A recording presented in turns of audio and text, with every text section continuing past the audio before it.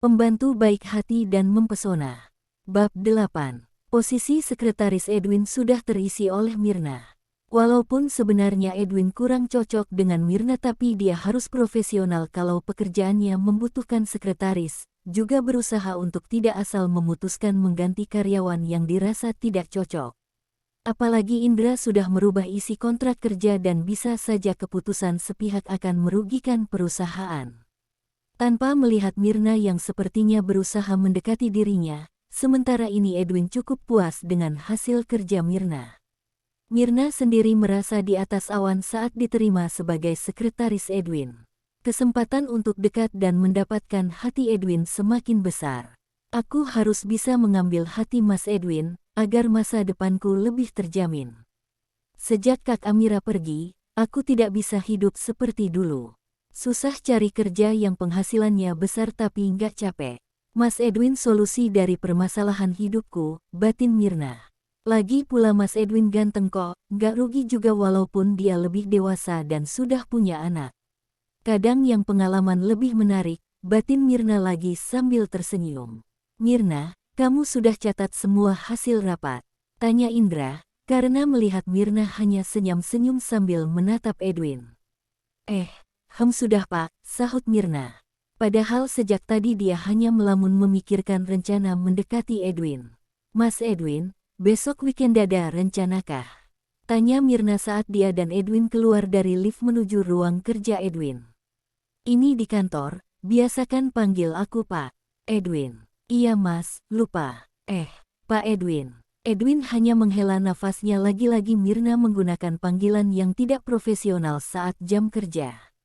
Jadi, besok Pak Edwin ada acara keluarga? Gak, tanya Mirna lagi. Entahlah, aku belum bicarakan dengan Aiden. Edwin akhirnya menyadari kalau akhir-akhir ini tidak ada laporan ataupun informasi dari sekolah mengenai Aiden. Bahkan Ayu tidak ada memberikan laporan mengenai perkembangan Aiden.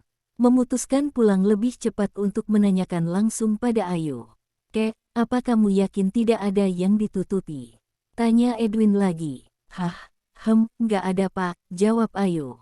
Saat ini Edwin dan Ayu berada di ruang kerja Edwin yang ada di rumah, membicarakan masalah Aiden. Tapi apa yang dijelaskan Ayu agak membuat Edwin curiga, khususnya mengenai sekolah Aiden. Apa Aiden berubah seperti yang dimaksud Ayu? Secepat itukah, batin Edwin. Untuk berikutnya, laporan perkembangan Aiden setiap harinya. Termasuk urusan sekolah, titah Edwin pada Ayu. Baik, Pak, weekend ini kamu nikmati untuk libur, ujar Edwin lagi. Ayu mengernyitkan dahinya mendengar ucapan Edwin. Maksudnya, ada kemungkinan weekend saya tetap bekerja. Tentu saja, kalau ada urusan di luar kota yang tidak bisa aku tinggalkan, kamu harus temani Aiden meskipun itu weekend. Ayu menganggukkan kepalanya. Apa aku diharuskan menginap? Tanya Ayu lagi. Tidak mesti, kecuali Aiden sakit atau ada kondisi kamu harus menemaninya. Keesokan hari, masih di kediaman Edwin.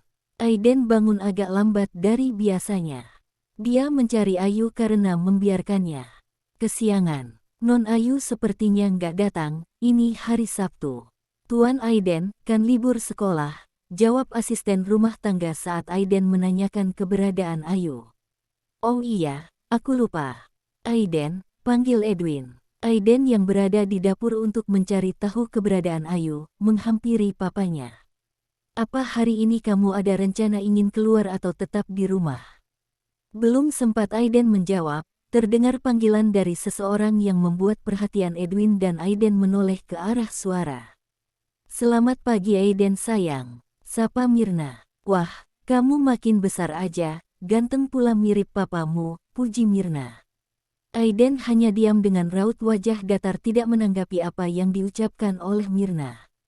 Edwin akhirnya menawari Mirna bergabung untuk sarapan. Tentu saja hal itu tidak disia-siakan oleh Mirna. Aiden, tante rindu loh dengan kamu, ujar Mirna. Benarkah? Tentu saja. Kamu keponakan tante, tentu saja tante akan menganggap kamu seperti anak tante sendiri. Kenapa baru sekarang, sebelumnya tante? Kemana? Edwin yang sedang mengunyah makanannya terbatuk mendengar sindiran Aiden untuk Mirna. Itu karena tante sebelumnya sangat sibuk. Tapi tante selalu mencari tahu kondisi kamu kok. Kalau tante menganggap aku sebagai anak tante, maukah menjadi pengasuhku? Tanya Aiden. Apa? Pengasuh kamu? Tanya Mirna.